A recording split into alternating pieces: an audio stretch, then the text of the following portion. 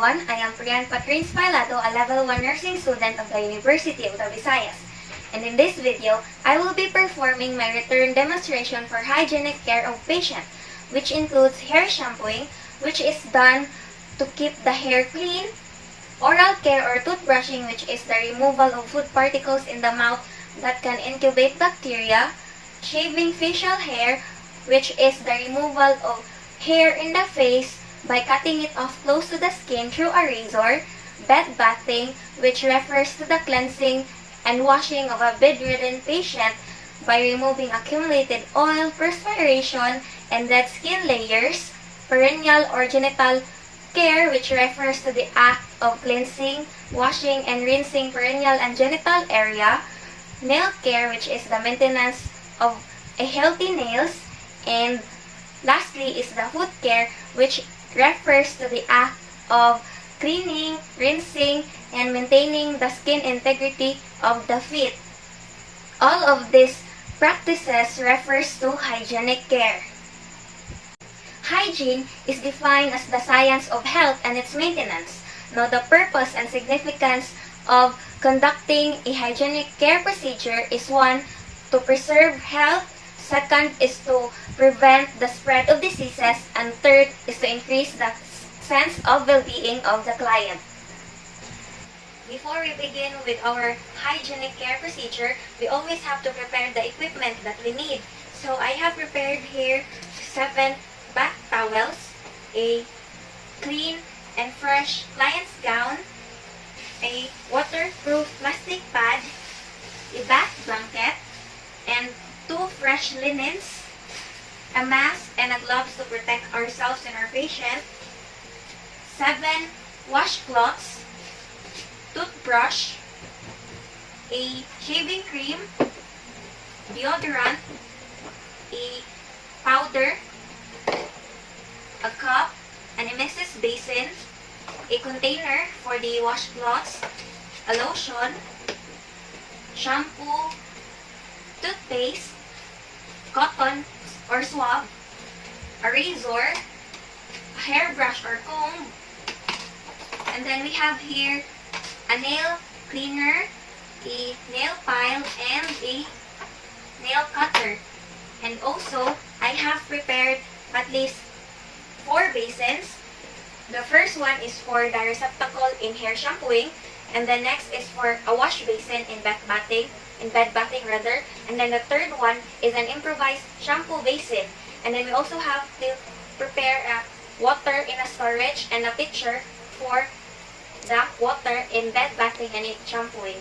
So this equipment will be placed on the bedside table or on a tray to make it more convenient for us in carrying out the procedure. Now, without further ado, I will now be proceeding with hair shampooing. The first step is to introduce self and verify the client's identity. This is to establish rapport or therapeutic nurse-patient relationship and to ensure that the nurse is carrying out the procedure with the correct client. Good morning, ma'am. Ako di ay si Priyan, imong student nurse karon. Unsa ganito imong name, ma'am? Caroline Alindaw, ma'am. Okay, ma'am Caroline, mag-perform ko karon sa imong hygienic care ha. Kaning hygienic care, mauna siya ang hair shampooing, oral care, kanang mag-toothbrush ta, bed bath, perineal and genital care, nail care ug foot care. Okay ra ba na nimo, ma'am? Okay ra, ma'am. Okay, ma'am. Thank you. Next is to perform hand hygiene. This is to prevent contamination and possible transmission of microorganisms.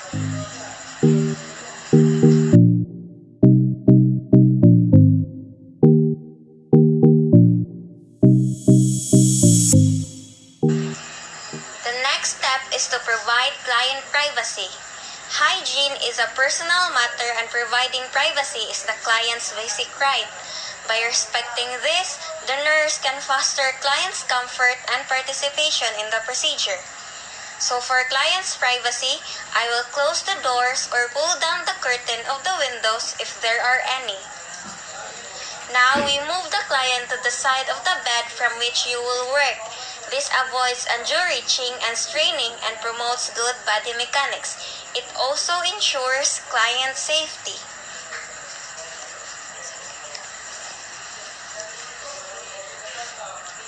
Next is to brush and comb hair. This is to remove dandruff and fallen or tangled hairs, making the hair easier to wash.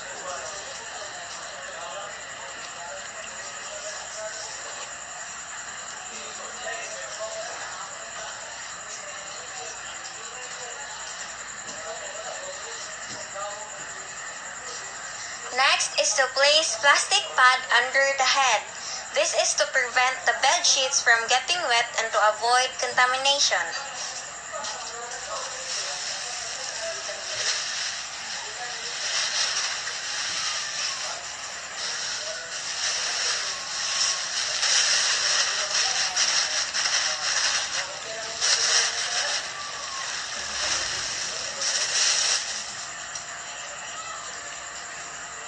Next is to tuck a bath towel around the client's shoulders.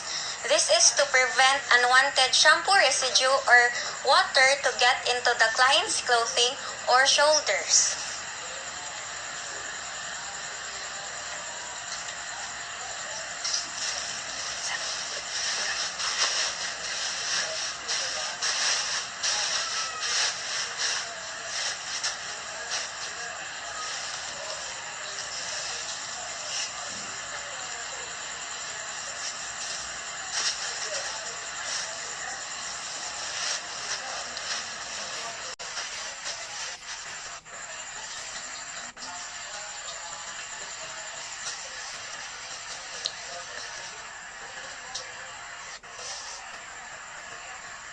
Next is to place the improvised shampoo basin under the head.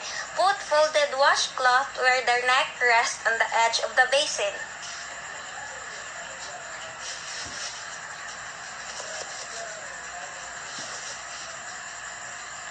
This shampoo basin will serve as a container to temporarily store water and shampoo residue while washing client's hair.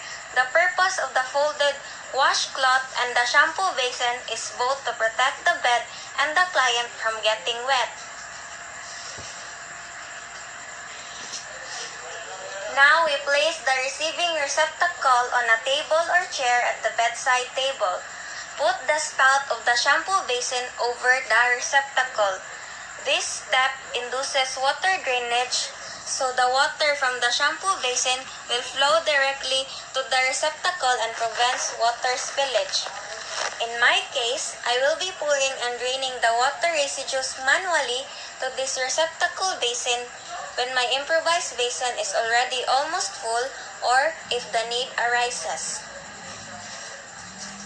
Next is place a damp washcloth over the client's eyes. This prevents water or shampoo residue to splash over the client's face and protects her from possible eye irritation.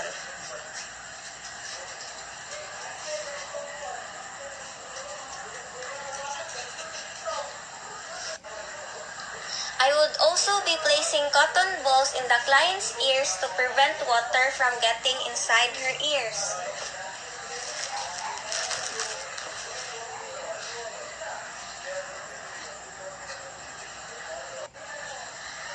Now we wet the hair thoroughly. Wet hair facilitates easier application of shampoo. This also primarily rinses off the loosened dirt in the hair and scalp.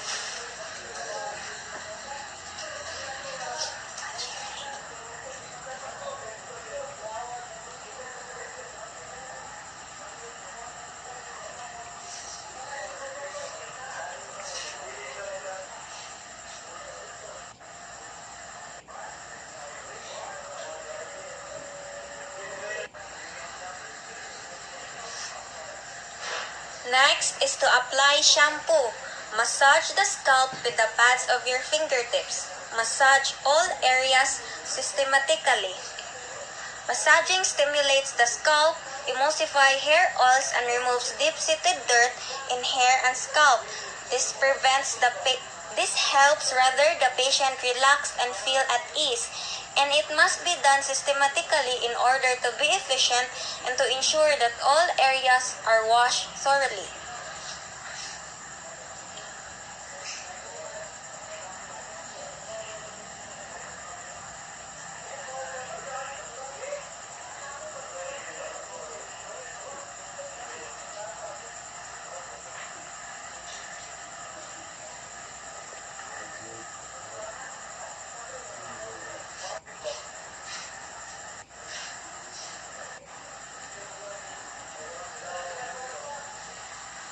Now, rinse the hair briefly and apply shampoo again. This facilitates proper and thorough removal of dirt and oil from the surface of the hair fibers and scalp. And then, make a good lather and massage scalp. The gentle pressure applied while massaging the scalp stimulates the nerves on the skin surface, giving the client a relaxing feeling.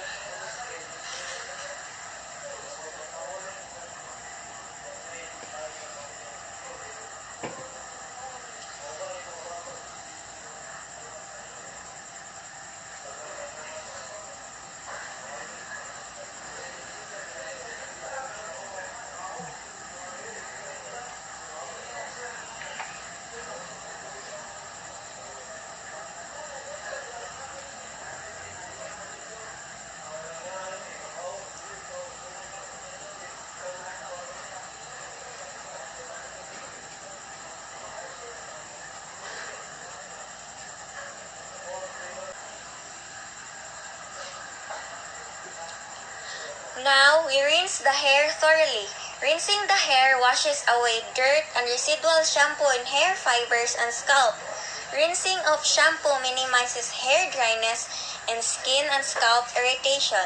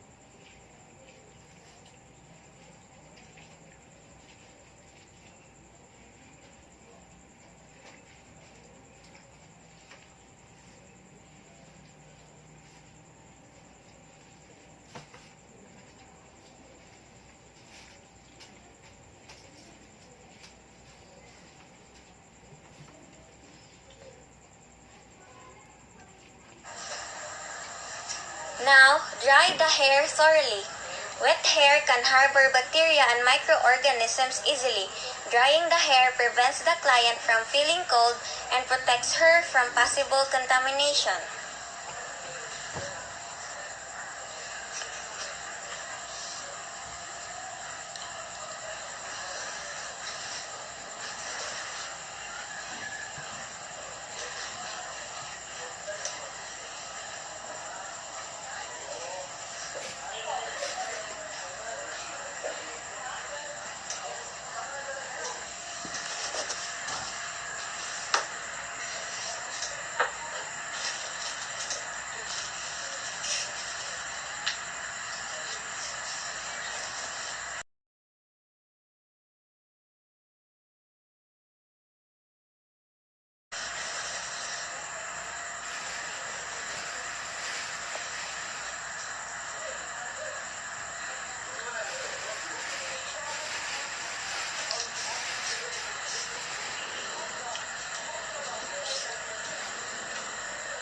Now we assist the client to a comfortable position.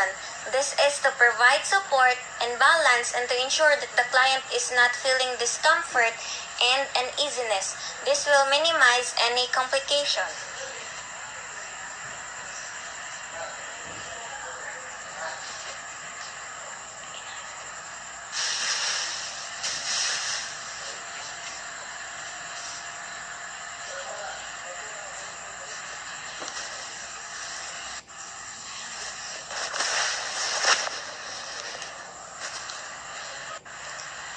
And lastly, document any assessments.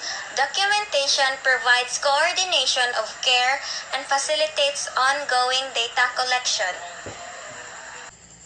Since we're done with hair shampooing, let's now proceed to oral care or brushing.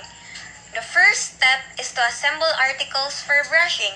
This is to save time and effort and to perform systematically. Efficiency and organization facilitate accurate skilled performance. So now we have prepared all the equipment needed at the bedside table ready for use. Next is still to provide client privacy.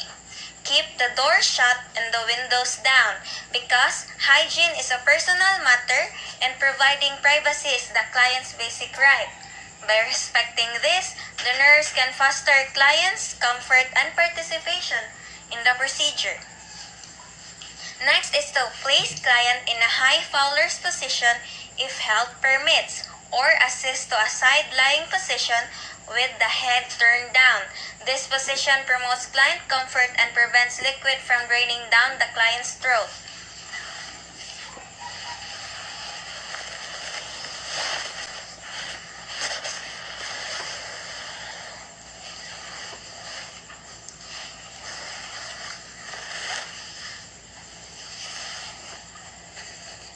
Now place the towel under the client's chin. This prevents the client's clothing from getting wet and to avoid uncomfortable condition.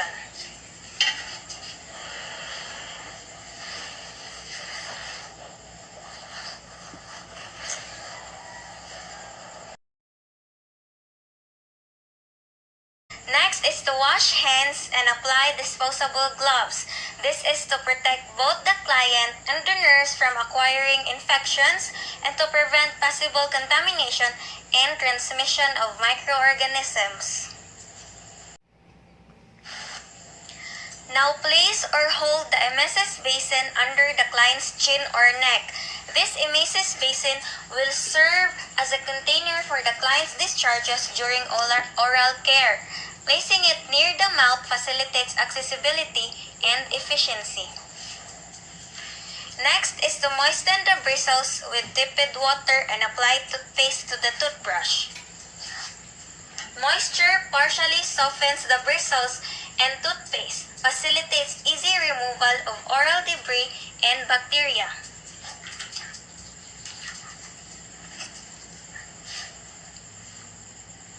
Hand the toothbrush to the client or brush the client's teeth. This is to provide support and assistance to the client in carrying out the procedure. Sige Ma'am Caroline, please kugunit aning toothbrush and I will be here assisting you. Hold the toothbrush against the teeth with the bristles at 45-degree angle. The outer bristles should penetrate under the gingival sulcus. This circular technique ensures effectiveness in dislodging debris and dental plaque from teeth and gingival margins. Move the bristles up and down gently in short strokes from the sulcus to the crowns of the teeth. Gentle strokes up and down effectively remove food particles and oral debris. Long strokes and vigorous brushing may irritate the gums.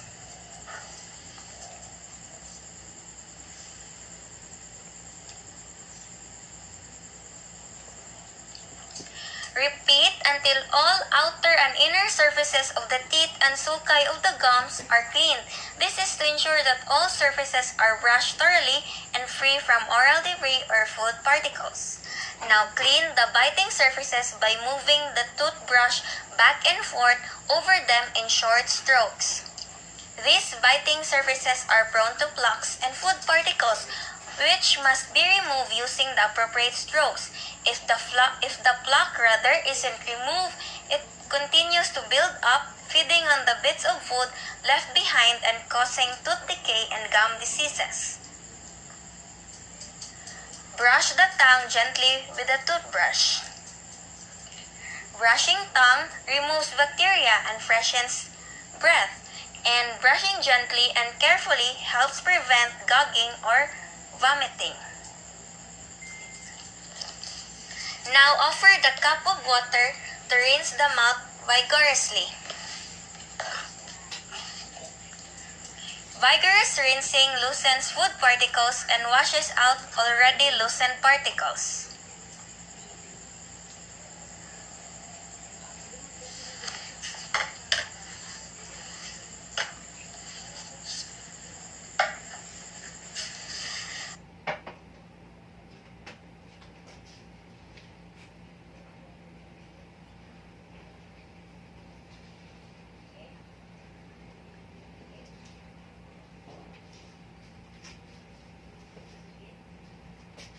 Now, lastly, document assessment of the teeth, tongue, gums, and oral mucosa.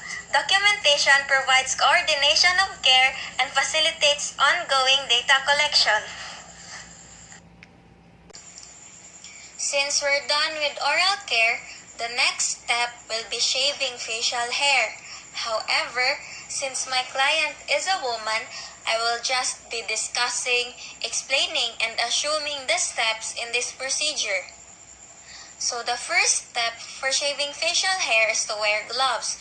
This is to protect both the client and the nurse from acquiring infections and to prevent possible contamination and transmission of microorganisms. Next is to apply shaving cream or soap. Shaving cream or soap creates a lather that serves as a protective, moisturizing barrier between the razor and the skin. This is meant to lower the risk of cuts and nicks from the razor and to minimize scraping and damage to the client's skin. Hold the skin taut, especially around creases. Stretching the skin on the face while shaving forces the hairs on the face to stand upright so that the razor can get a closer shave and to prevent cutting the skin. Next is to hold the razor with blade at 45-degree angle to the skin.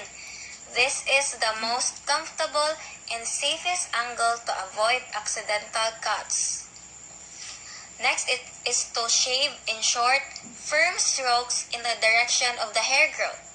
Shaving in the direction of the hair growth reduces the chances of skin irritation and razor bumps or ingrown hair. Now, after shaving the entire area, wipe with a wet washcloth. This is to remove residual shaving cream and hair and to avoid skin irritation. Next is to dry the face well. We must dry the face well because moisture can harbor microorganisms easily, which increases the risk of contamination. And lastly, pat on aftershave lotion or powder. This is to protect and moisturize the skin after shaving. Since a good wet shave exfoliates and cleanses the skin, newly exfoliated skin needs to be protected. And that is how you shave facial hair. Now let's proceed to bed bathing the patient. Explain what you are going to do and why it is necessary.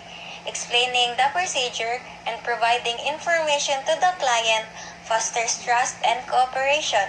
Ma'am Caroline, mag-assist na ko nimo ron for bed bath. Ligoon na tika, but you may just stay in bed.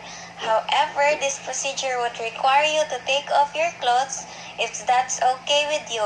Rest assured that I will be giving you the maximum privacy I can give. Okay ra ba, ma'am? Okay ra, ma'am. Sige, thank you, ma'am. Now we perform hand hygiene. This is to prevent contamination and possible transmission of microorganisms.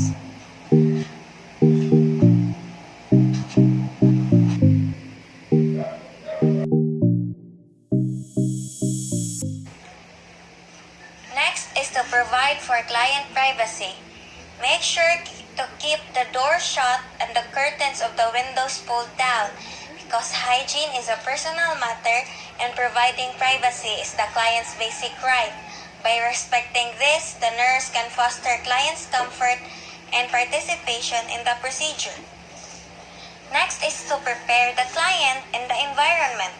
Ensure a comfortable room temperature. Room temperature must be moderated because air currents increase loss of heat from the body by convection. Gitugnaw ka, ma'am? Wala ra, ma'am. Ganahan ka pahinaya na tong aircon? Dili lang. Okay, ma'am. Wala ra sad ka gialimutan. Wala ra sad, ma'am. Sige, ma'am. If you ever feel uncomfortable, just tell me lang, ha? Yes, ma'am.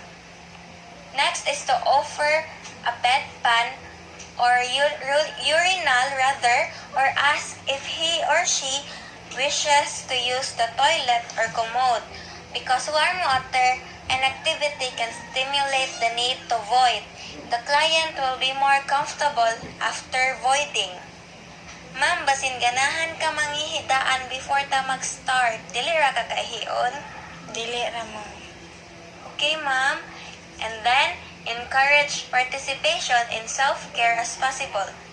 Encouraging the client promotes independence, exercise, and self-esteem. We also assess each area of the skin carefully. Skin must be assessed for any wound or irritation so the nurse can provide special care to the affected area. Now we position the client appropriately. This avoids undue reaching and straining and promotes good body mechanics. It also ensures client safety.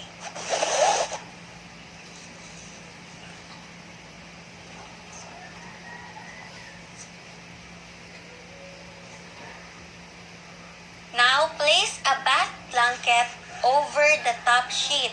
Remove top sheet starting at the client's shoulder and moving down linen toward the client's feet.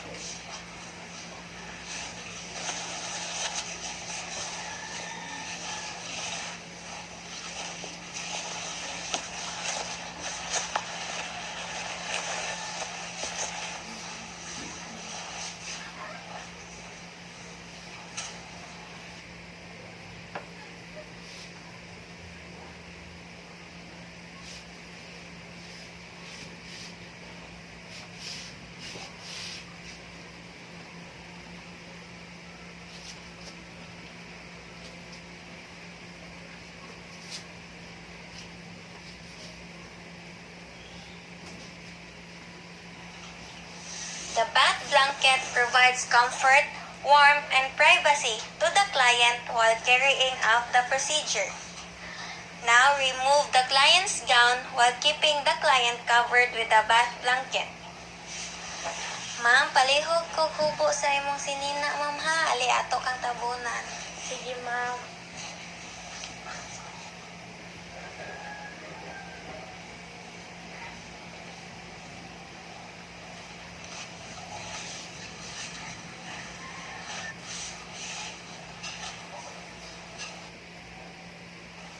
Removing the client's gown permits easier access when washing the client's upper body. Next is to fill wash basin 2/3 full. Test temperature of water. Because water at proper temperature provides warmth and relaxes the client. Water must be lukewarm because it will cool during the procedure. Now, we make a bath mitt with the washcloth. Because a bath mitt retains water and heat better than a cloth loosely held and prevents ends of washcloth from dragging across the skin. And then, we begin with washing the face first. We must begin the bath at the cleanest area and work downward toward the feet. Next is to place towel under the head.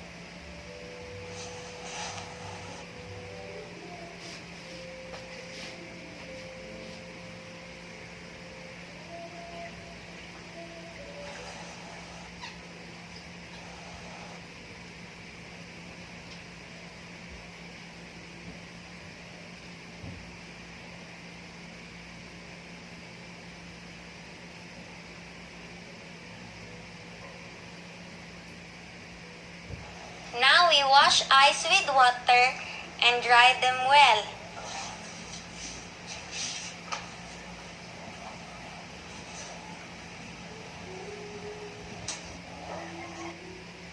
Ma'am, magsabon ka ma'am or dili? Dili lang, ma'am. Okay, ma'am. Now we use a separate corner of the washcloth for each eye and work from inner to outer cantos. This prevents transmitting microorganisms from one eye to the other. Wiping from the inner to the outer cantos prevents the secretions from entering the nasolacrimal ducts.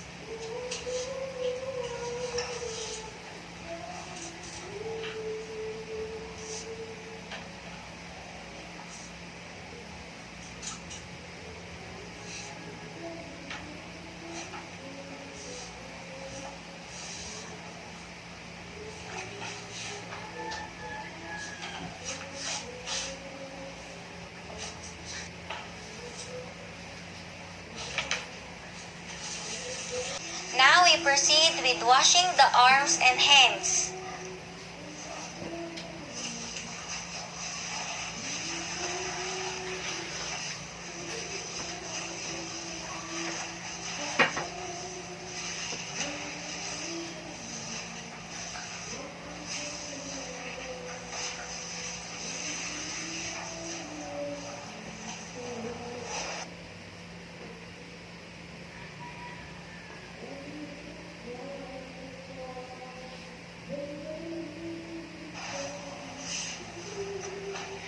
Place a towel lengthwise under the arm away from you to protect the bed from getting wet.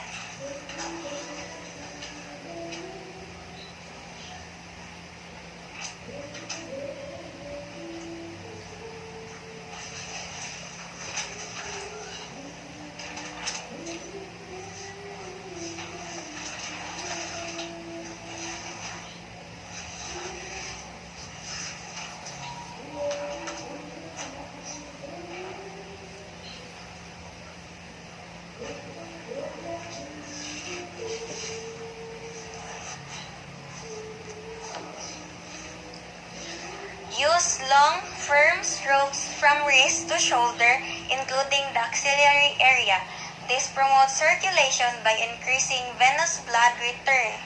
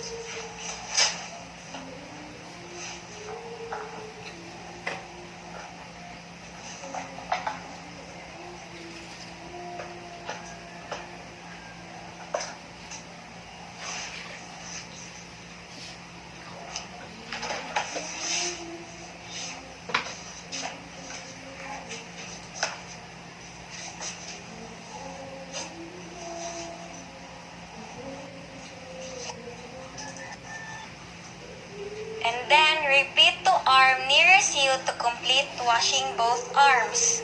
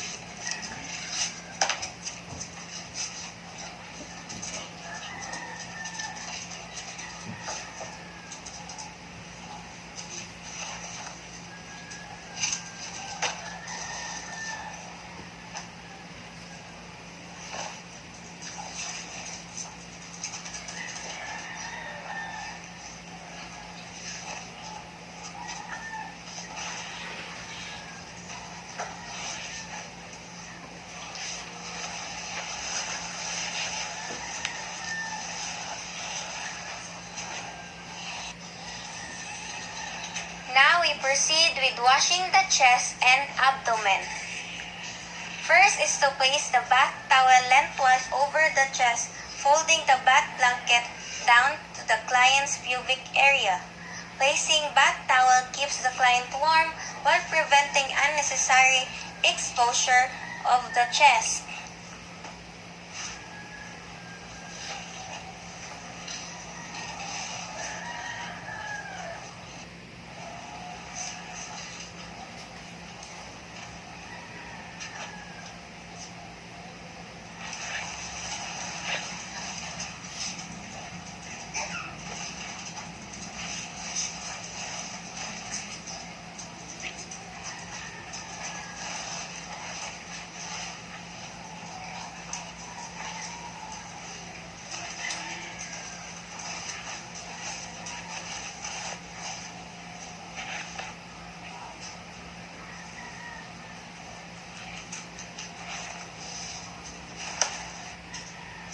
After placing the bath towel, we now proceed with washing the chest and the abdomen.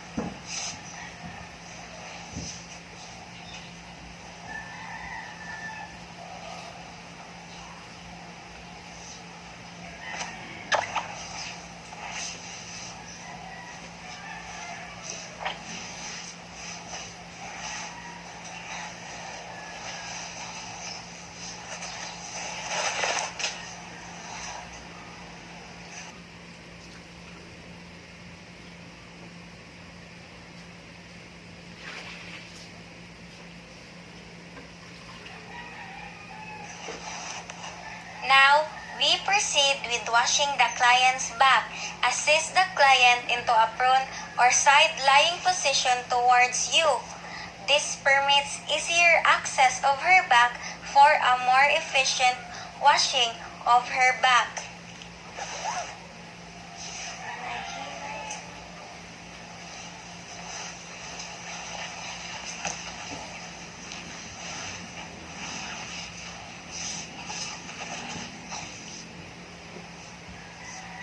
Next is to place the bath towel lengthwise alongside the back and buttocks.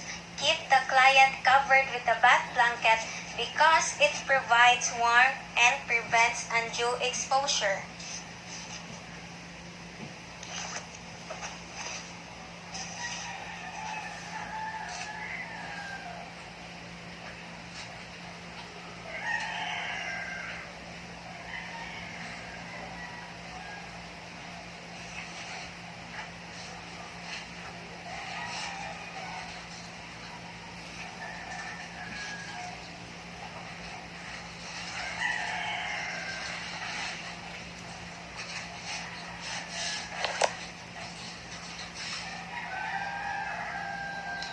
Now we proceed with washing and drying client's back from shoulders to the buttocks and upper thighs. This is to perform systematically and to avoid washing back and forth, which may cause contamination.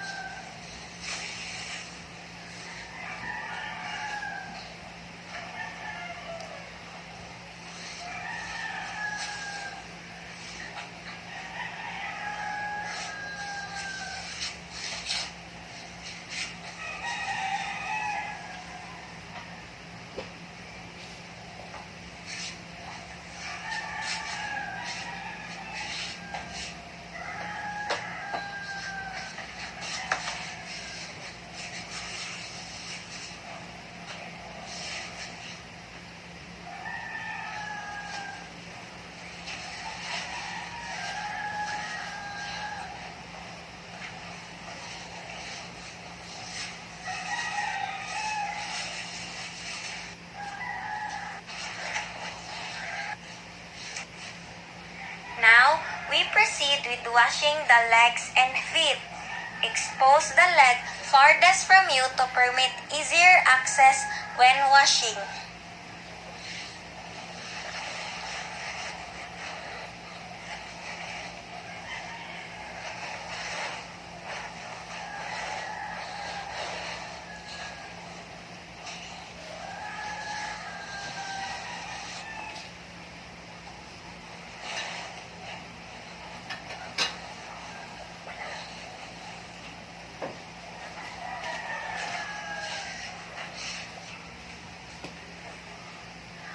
Fold the bath blanket toward the other leg, keeping the perineum covered, which promotes privacy and maintains the client's dignity. And then we place bath towel lengthwise under the leg to prevent the bed from getting wet.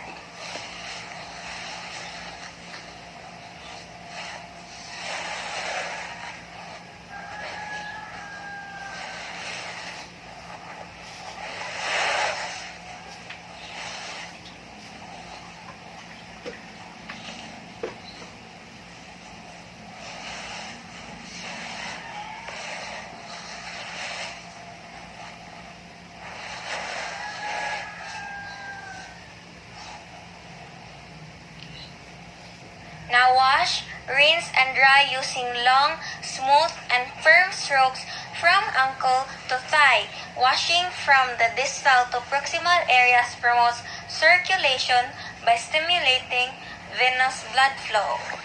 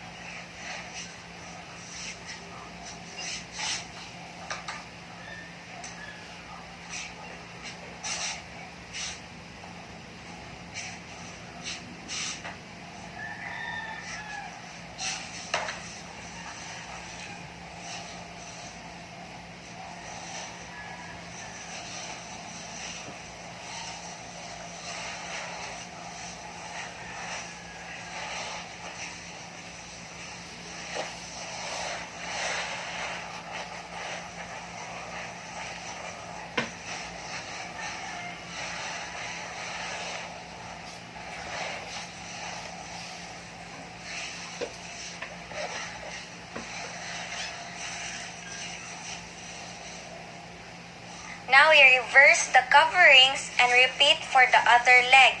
We reverse the coverings to avoid contamination.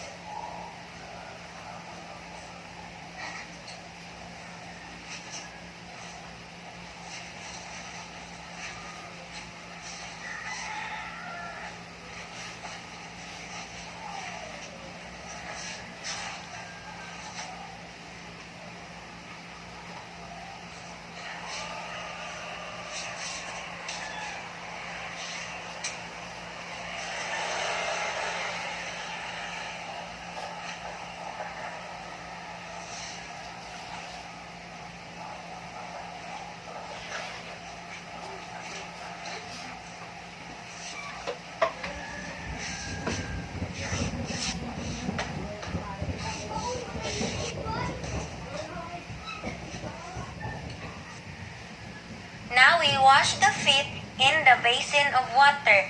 The feet must also be washed to ensure that all surfaces of the lower extremities are thoroughly clean.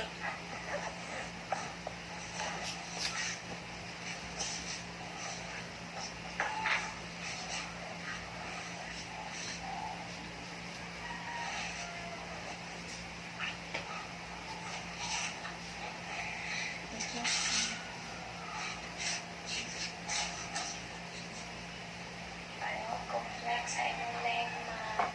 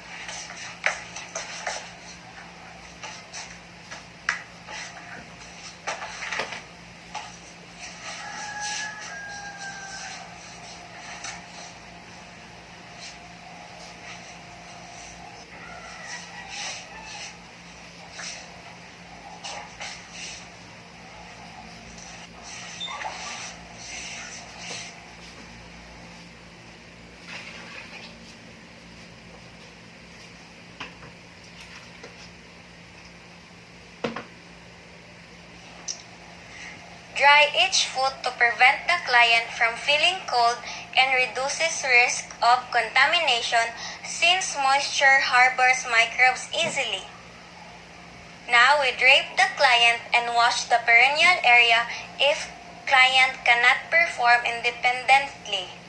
Draping the client with cloth maintains her privacy, especially when washing the perineal area, and we clean the perineal area to prevent skin irritation and breakdown and to decrease the potential odor.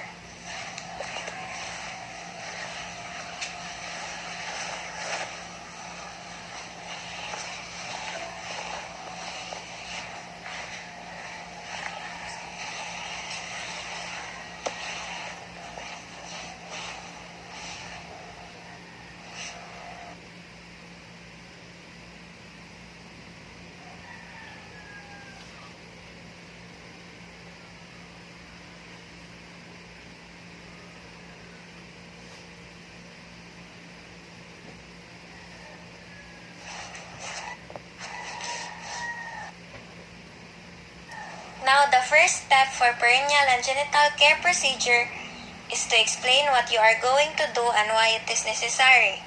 Explaining the procedure and providing information to the client fosters trust and cooperation. Ma'am Caroline, mag-wash taron sa imong perineal and genital area. However, to give you some privacy, I will just be here to assist and guide you throughout this procedure. Is that okay with you, ma'am? Okay, ma'am. Sige, thank you, ma'am. Now perform hand hygiene and change gloves if needed. This is to prevent contamination and possible transmission of microorganisms. Next is still to provide for client privacy, especially in this procedure. Make sure to keep the door shut and the curtains of the windows pulled down, because hygiene is a personal matter and providing privacy is the client's basic right. Now fold the top bed linen to the foot of the bed. Fold gown up. This is to expose the genital area and permits easy access. Now, we've already removed the top sheet and the gown of the patient in the previous procedures. So we will be proceeding to the next step, which is to place a bath towel under the client's hips. The bath towel prevents the bed from getting wet or becoming soiled.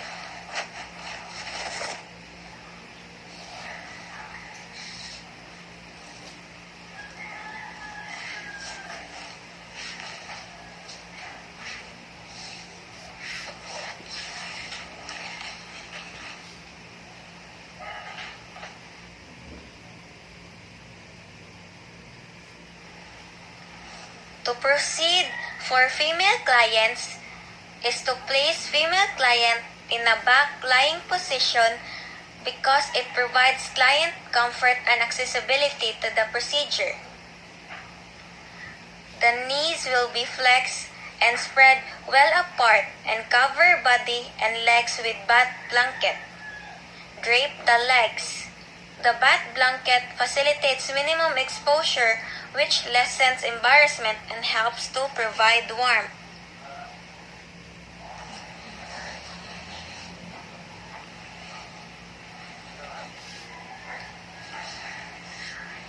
For male clients, place in a supine position with knees slightly flexed and hips slightly externally rotated, and wash and dry the upper inner thighs. The supine position provides comfort to the client, and the gloves protects both the nurse and the client from possible transmission of microorganisms. Then proceed to inspecting the perineal area. This is to enable the nurse to assess and take note for any presence of any abnormalities or inflammation which may require special care and treatment. Now, I will assist and guide the client by telling her on how to wash the perineal area.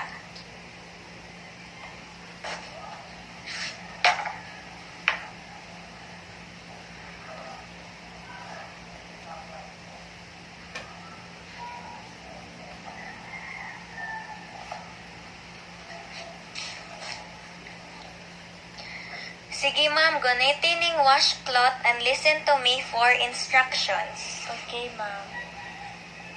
The next step is to clean the labia majora and the folds between the labia majora and the labia minora. The folds between the labia must be cleaned because secretions that tend to collect around the labia minora facilitate bacterial growth. Use separate quarters of the washcloth for each stroke. Wipe from the pubis to the rectum. Using separate quarters of the washcloth or new wipes prevents the transmission of microorganisms from one area to the other. Rinse the area well. Rinse and dry the area to prevent bacterial growth and spread of infection. Sige ma'am, if mahuman na ka, ibutang na dire.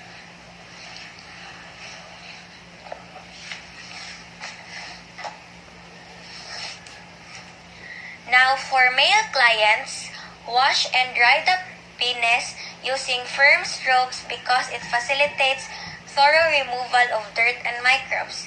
If uncircumcised, retract the prepuce and clean the glans penis to remove smegma that collects under the foreskin and facilitates bacterial growth. And then, wash and dry the scrotum. The scrotum tends to be more soiled than the penis because of its proximity to the rectum. Thus, it is usually cleaned after the penis. Now we inspect perineal orifices for intactness. This is to examine for any complication or inflammation, particularly in clients with indwelling catheters, because a catheter may cause excoriation around the urethra. Now clean between the buttocks. This minimizes the risk of skin irritation and breakdown.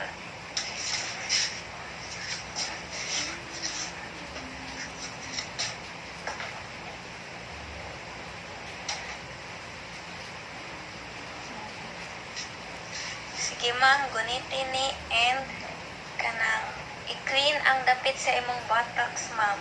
I-wipe siya. Okay, ma'am. Ya, ibutang diri if mahuman na. Sige, ma'am.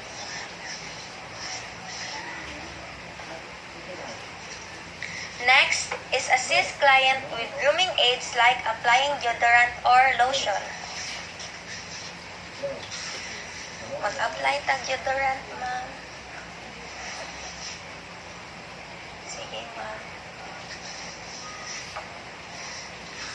Now put on clean gown. This is to provide warmth and comfort to the client.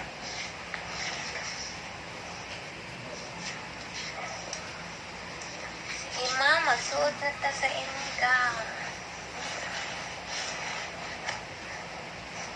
Makabarog na ka, ma. Oh, makabarog na.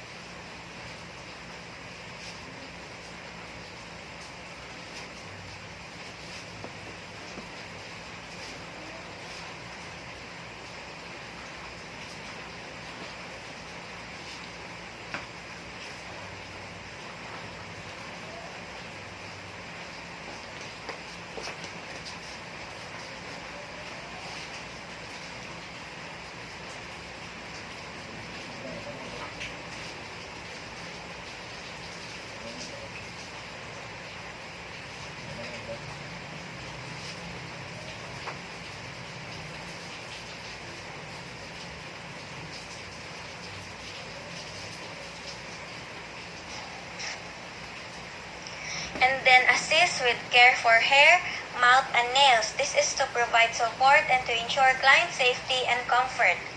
And then lastly, document any unusual findings. Documentation provides coordination of care and facilitates ongoing data collection. Now let's proceed to nail care. The first step is to soak one hand in a basin of water and dry well. This is to make nails soft so we can cut it easily and safely.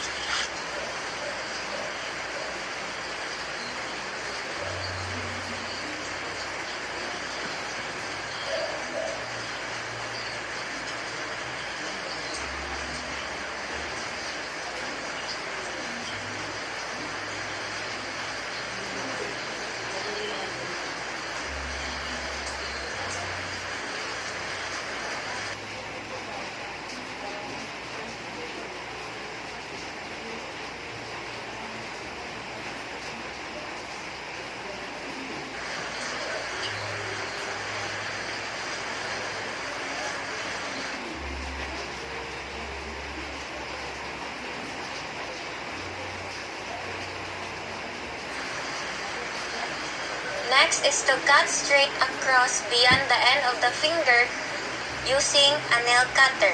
This is to reduce the chances of getting an ingrown fingernail.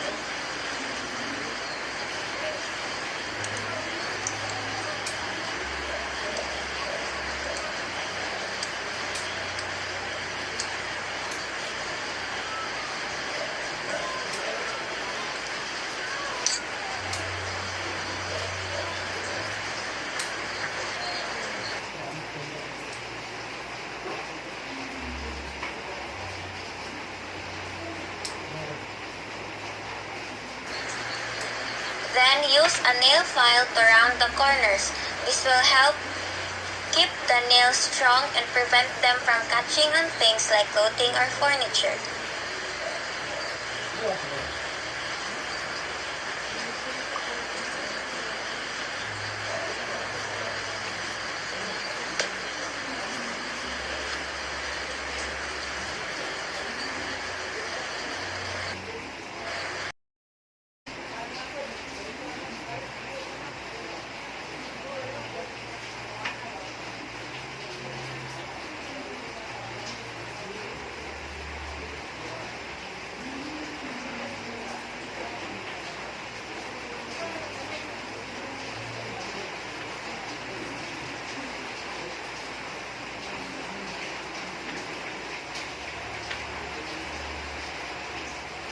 Next is to clean under the nail. The undersides of the fingernails must be clean because it harbors dirt and microorganisms. This reduces the risk of possible spread of infection.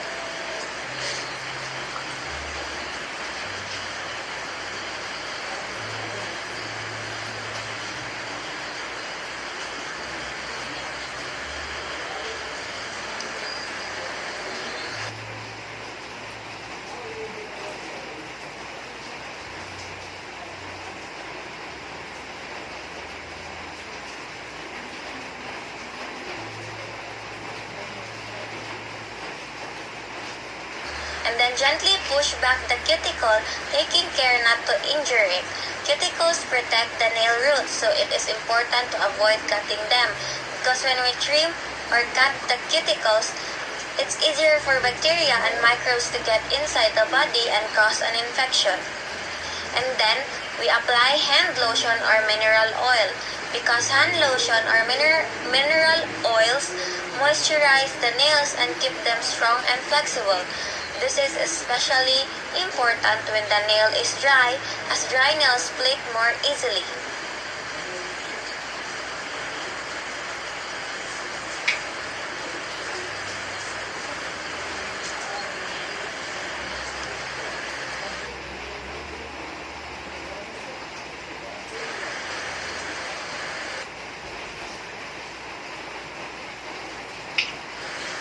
And lastly, record and report any abnormalities, because documentation provides coordination of care and facilitates ongoing data collection. Now, let's proceed to the last procedure, which is the foot care. The first step is to explain what you are going to do and why it is necessary. Explaining the procedure and providing information to the client fosters trust and cooperation. Ma'am Caroline, maglimpyo na ko ron sa imong tiil and mauna niya atong last procedure for today, ha? Next is to perform hand hygiene. This is to prevent contamination and possible transmission of microorganisms.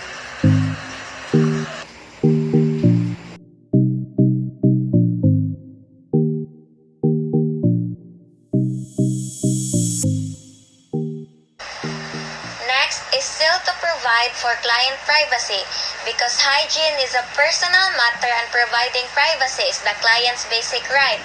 By respecting this, the nurse can foster client's comfort and participation in the procedure. And then we prepare the equipment and the client. Equipment must be prepared prior to the procedure in order to save time and effort and to perform systematically. Efficiency and organization facilitate accurate skill performance. And we prepare the client to ensure cooperation. Now place one of the client's foot in the basin and wash with soap, including the interdigital areas. Soaking the foot with soap and water removes deep-seated dirt and bacteria. Prolonged soaking is avoided because it may remove natural skin oils, thus drying the skin.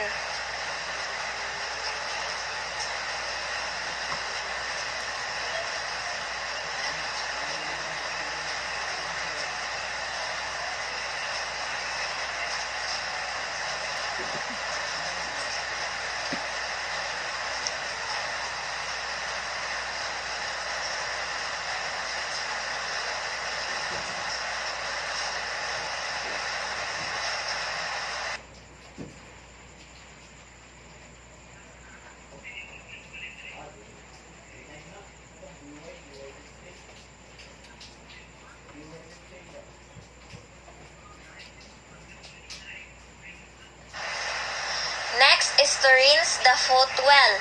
Soap must be rinsed off from the foot because it irritates the skin if not completely removed.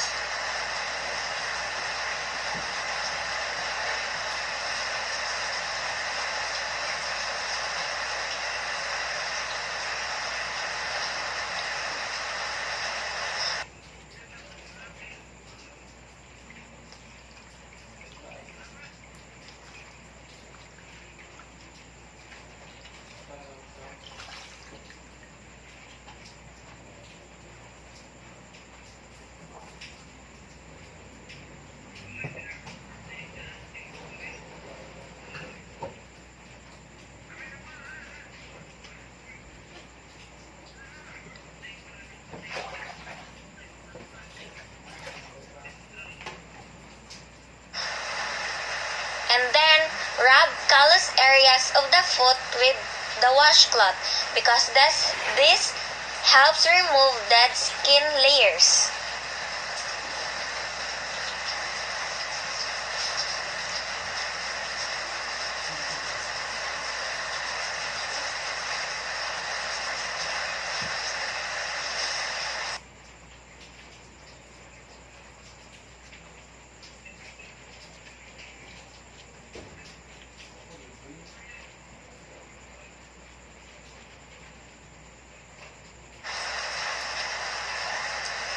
And then replace the water and allow the foot to soak for 10 to 20 minutes because soaking softens the nails and loosens debris under them. So, while soaking the other foot, we will be doing the same procedure of washing and rinsing on the other foot.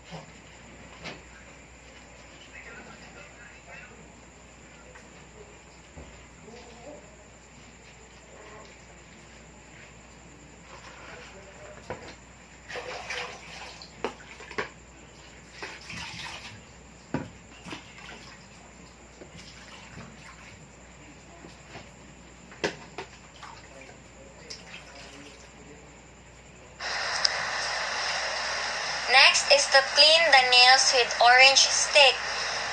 This removes excess debris that harbors microorganisms.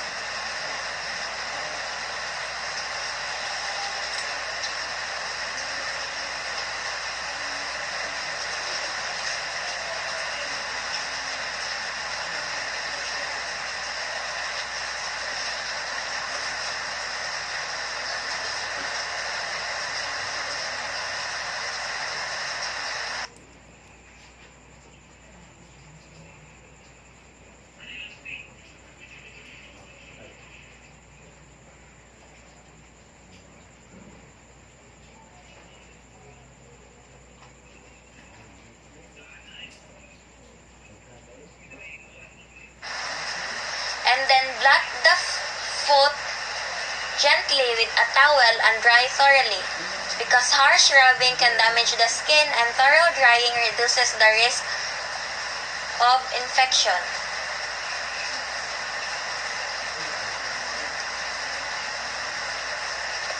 Now we apply lotion or foot powder on both feet. Lotion lubricates dry skin and keeps the area between the toes dry, and foot powders have greater absorbent properties, and some contains menthol which makes the feet feel cool.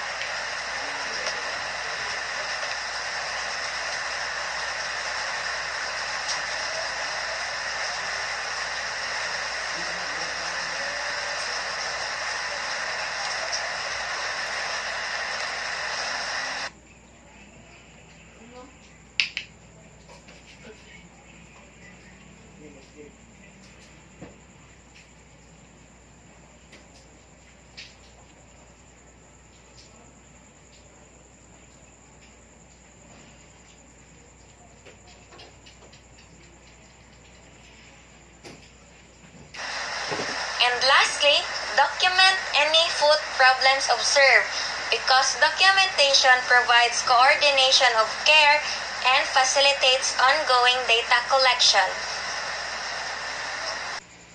And that is all for my return demonstration for hygienic care. Thank you for watching!